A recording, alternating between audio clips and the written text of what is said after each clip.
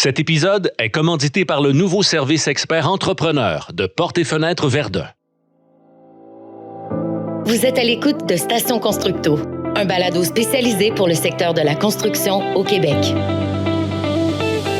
Bonjour à tous et à toutes, bienvenue au balado Station Constructo. Dans cette série d'épisodes, nous allons discuter avec des spécialistes en ressources humaines afin qu'ils nous présentent différents conseils liés à l'embauche, l'accueil, la rétention et le départ des employés. Bien qu'un entrepreneur traverse inévitablement ces 4 étapes importantes, et ce avec chacun de ses employés, il est toujours possible d'améliorer ses pratiques pour au moins une d'entre elles. La rétention des employés, c'est le nerf de la guerre lorsqu'on parle de pénurie de main-d'œuvre. Le roulement de personnel qui engendre des impératifs de formation, ça peut coûter très cher aux entreprises. On sait désormais que le salaire à lui seul ne suffit pas de garantir la satisfaction des employés. En effet, la reconnaissance, les relations avec les collègues, la flexibilité du travail, entre autres, rentrent aussi en ligne de compte. Alors, sur quoi devrions-nous miser pour assurer la rétention de ces employés? C'est ce qu'on va discuter aujourd'hui avec Max Trudel, directeur des opérations chez Evolia. Bonjour et bienvenue. Bonjour François, merci de l'invitation. Et Isabelle Côté, qui est PDG, présidente directrice générale chez Coffrage Synergie. Madame Côté, bonjour. Bonjour Max, bonjour François. Merci d'avoir accepté l'invitation de participer à ce balado. On va avoir une discussion intéressante aujourd'hui, dans notre même sujet, mais sur un point assez précis, c'est-à-dire la rétention des employés. Comme je le disais dans mon introduction, c'est le nerf de la guerre.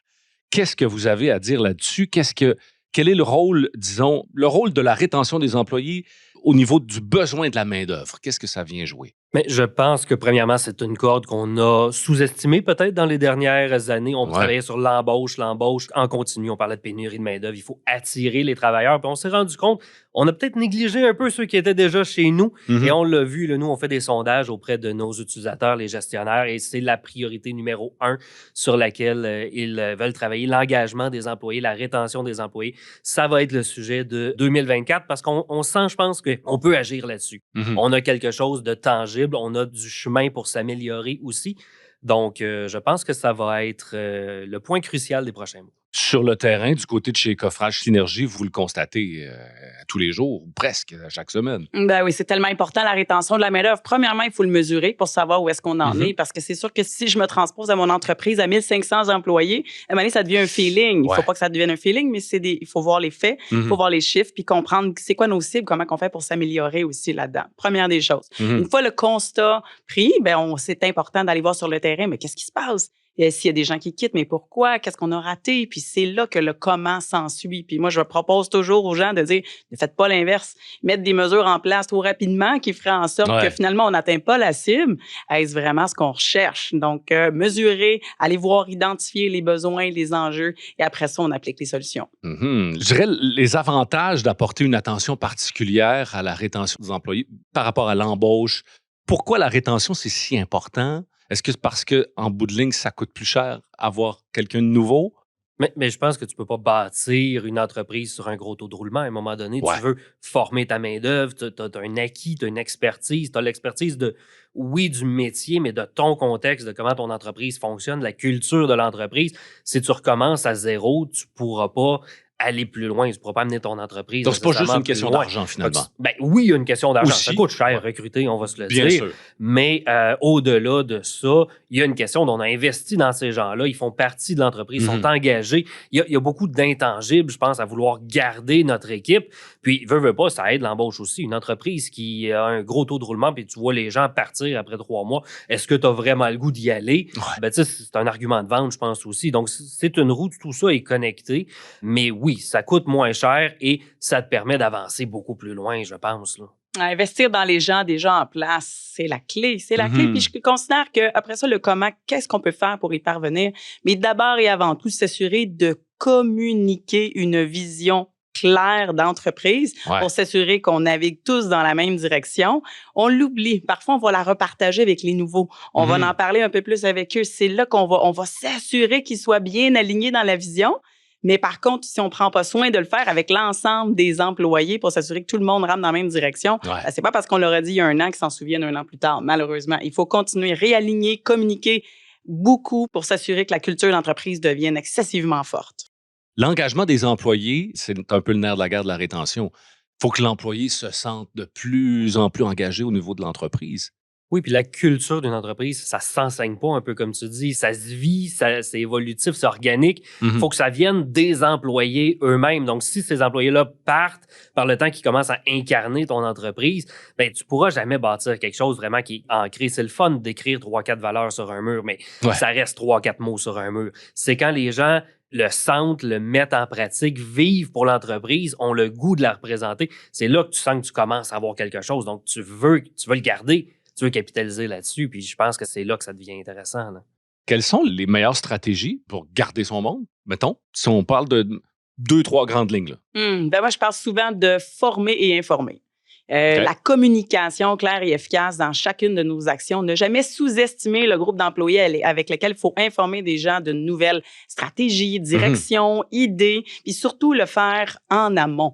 S'assurer que les gens ne l'apprennent pas par la bande arrière. Ça, là, on n'a plus envie aujourd'hui avec l'ère des médias sociaux, des réseaux sociaux. On veut le savoir presque avant que ça se passe. C'est vrai. Et ça, si on aime ça à ce point-là dans nos vies personnelles, imaginez en entreprise.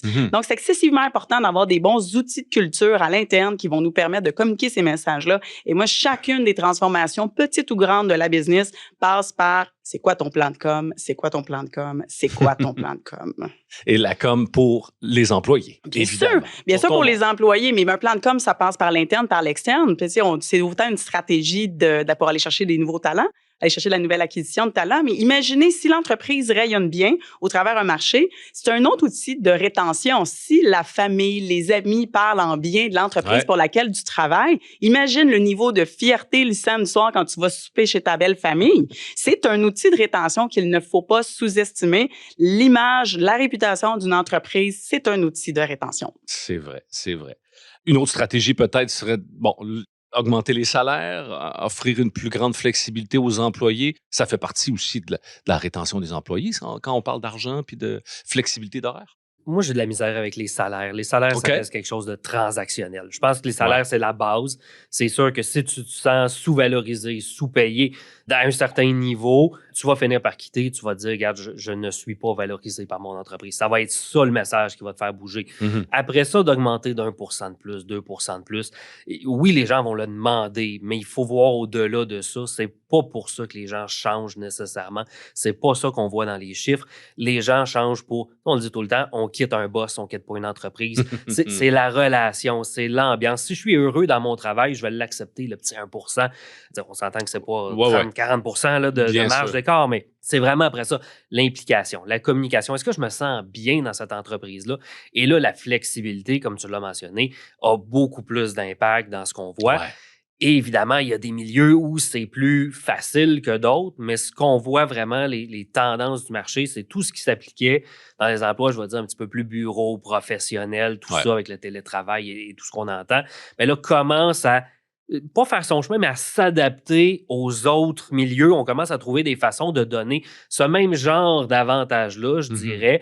Pas de la même façon, mais un petit peu pour répondre à ces mêmes besoins, parce que la vie se transforme, puis il faut qu'à un moment donné, le marché du travail, je pense, s'adapte à ça. Donc, flexibilité, communication, implication, ça a beaucoup plus d'impact que d'ajouter un petit 10 $ sur chacune de tes payes. Je rejoins Max là-dessus. Je suis d'accord. Un salaire juste et équitable, c'est ce que nous devrions tous viser. C'est important d'être rémunéré adéquatement pour les fonctions qu'on a, mais c'est pas le nerf de la guerre. C'est pas le nerf de la guerre. Il faut enlever nos yeux de cette stratégie-là. Il faut plutôt réfléchir à qu'est-ce qu'on peut faire de plus pour que les gens se sentent bien, challengés, qu'il y ait des défis au quotidien, puis surtout s'assurer qu'ils soient ce qu'on appelle chez nous être sur son X.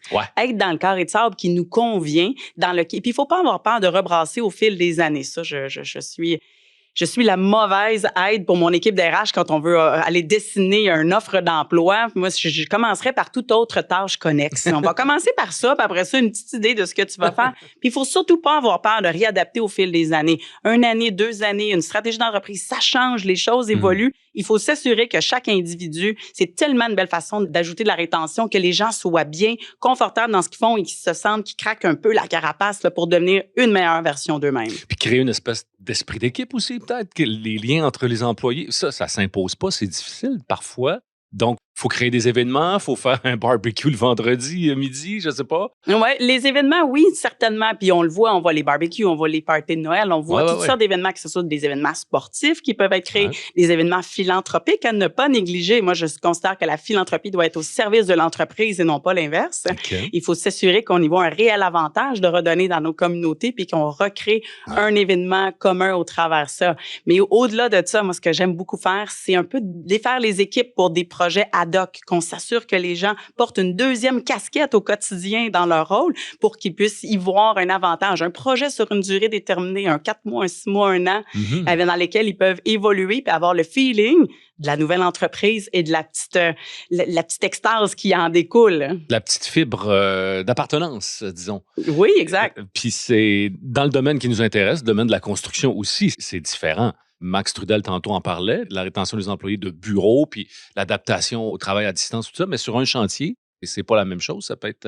Tu as assurément d'autres contraintes. Exact. C'est là que, tu dis, ça ne se crée pas, cette communication-là entre les employés, mais je pense que tu peux créer le contexte. Quand Isabelle dit, on va créer d'autres projets, on va mixer, excuse l'anglicisme, les équipes, pour que les gens se rencontrent. On peut créer des contextes, oui, des événements. Ça n'a pas besoin d'être compliqué. Des journées de bénévolat, j'en ai tellement vu où les gens, justement, font autre chose. Il n'y a plus de hiérarchie, il n'y a plus de performance, il n'y a plus de « je dois faire mes tâches dans ma journée ». On est là, on fait quelque chose, on a un projet commun, on s'entraide, puis on vient à développer je vais le dire, des amitiés avec des collègues.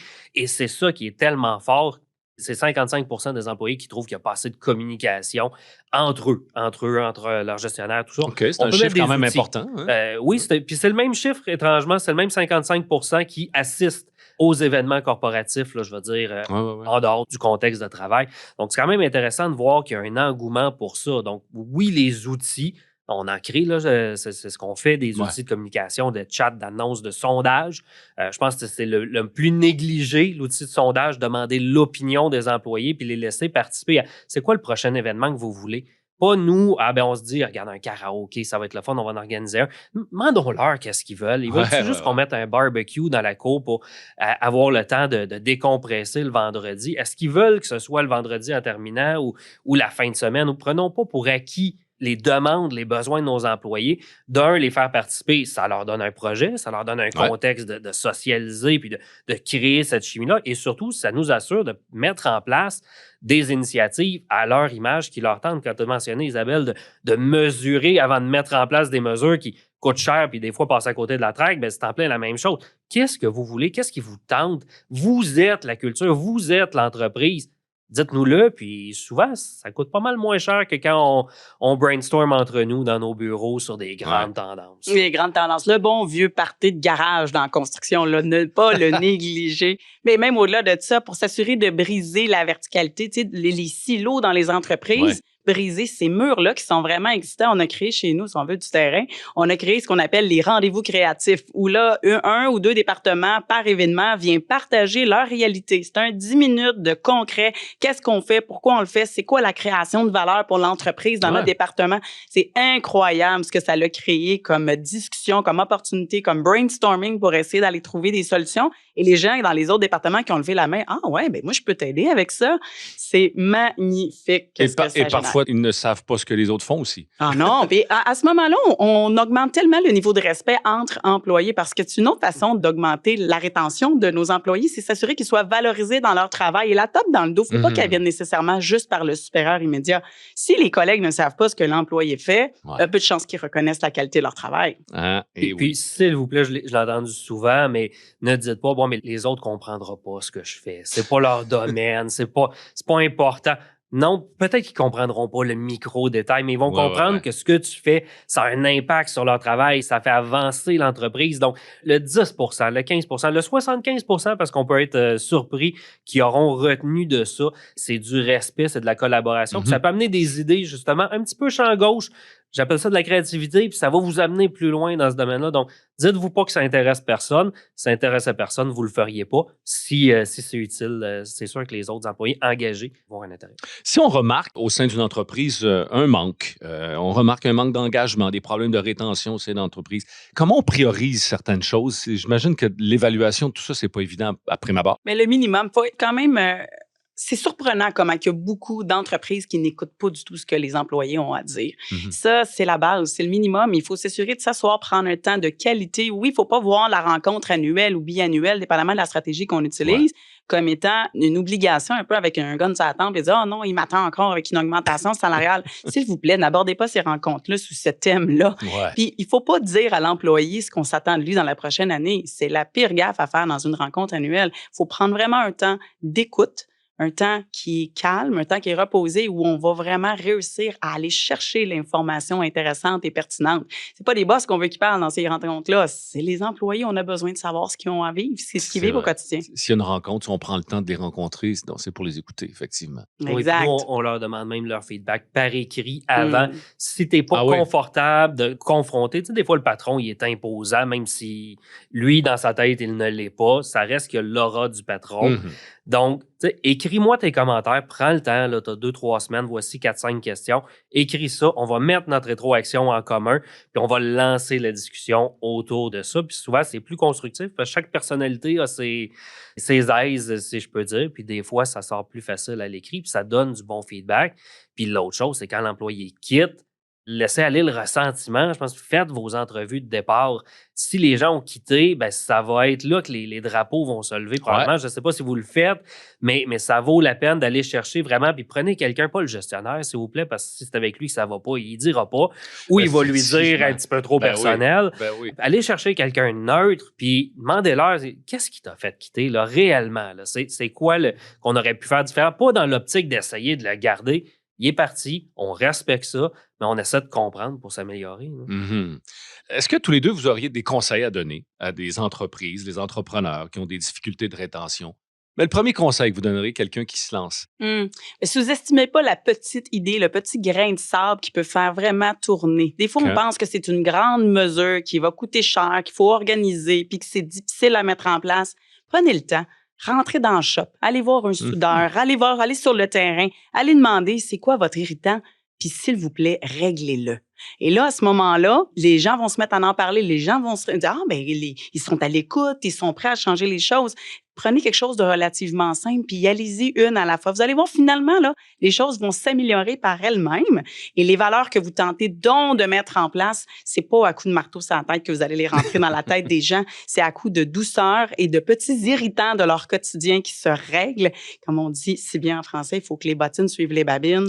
Assurez-vous que ça se fasse, s'il vous plaît, et dans les moindres détails. Puis ça, là, c'est un vent de changement qui part de la base. Donc, se soucier du petit détail de l'employé. Ah, c'est tellement bien dit. Puis intéressez-vous sincèrement à ça. Il n'y a aucun problème qui est trop petit. Si l'employé prend la peine de le mentionner, c'est parce que pour lui, c'est un irritant. Fait que si vous êtes 5, 6, 8 niveaux en haut, dites-vous pas « Ah, ben c'est pas important, ça, je le réglerai plus tard. » Pour lui, c'est important. Réglez-le tout de suite. Puis les problèmes qui vont vous être amenés vont probablement vous permettre d'être beaucoup plus proactif là-dessus. Est-ce que la rétention des employés a vraiment rapport avec le manque de main-d'œuvre? Il y a eu une évolution au fil des années. Ces dernières années, ça n'a pas été évident. Donc, la rétention des employés fait partie, comment je dirais ça, un nouveau phénomène peut-être? Est-ce que c'est relativement nouveau dans vos carrières? Je pense que ça a toujours été là, mais probablement moins quand on avait un gros taux de chômage, quand les gens étaient satisfaits d'avoir un travail. Il n'y avait pas autant de portes chez le voisin. Tu n'avais pas autant d'options. Là, on arrive à un moment où tout le monde cherche de la main-d'œuvre. Donc, c'est sûr que tu l'entends, tu le vois, tu as d'autres possibilités comme employé. Si on te néglige ou tu es là, pourquoi je n'irais pas voir ailleurs? Je sais qu'il y a de l'emploi. Donc, je pense que c'est une question de contexte là, de ce côté-là. Très certainement, le contexte macroéconomique a fait en sorte qu'on est obligé de regarder beaucoup plus ce facteur-là. C'est rien de nouveau. La stratégie a changé pour les employés. Les options sont disponibles. Mais certainement, moi, je considère que ceci nous oblige à devenir tous et chacun, en tant qu'employeur, une meilleure version de nous-mêmes. Parce que c'est un juste retour du balancier. Peut-être un peu extrême, certains diront. Là, on est peut-être un peu loin, mais le retour viendra certainement. Et moi, je considère que ça va juste nous rendre tous et chacun meilleurs avec des activités, des choses qui seront durables, pérennes dans notre entreprise, et ça, c'est ce qu'on souhaite. C'est une espèce d'évolution du marché du travail aussi, et qui dit évolution dit changement. Évolution dit changement, puis changement veut dire qu'on va devenir meilleur. Je pense qu'on a fait le tour de la discussion. On a touché à beaucoup de sujets sur la rétention des employés. Merci beaucoup, Max Trudel. Merci beaucoup, Isabelle Côté, de votre passage. Merci à vous deux. Merci. C'est ce qui termine cet épisode de notre série sur le parcours des employés. Nous souhaitons remercier Max Trudel et Isabelle Côté pour leur participation à cet épisode, ainsi que Groupe Verdun, qui est le commanditaire de cette série. Suivez-nous sur les réseaux sociaux pour rester à l'affût de la sortie de notre prochain épisode qui portera quant à lui sur le départ des employés. Tous nos épisodes sont également disponibles sur portailconstructo.com, section balado. Merci, à très bientôt.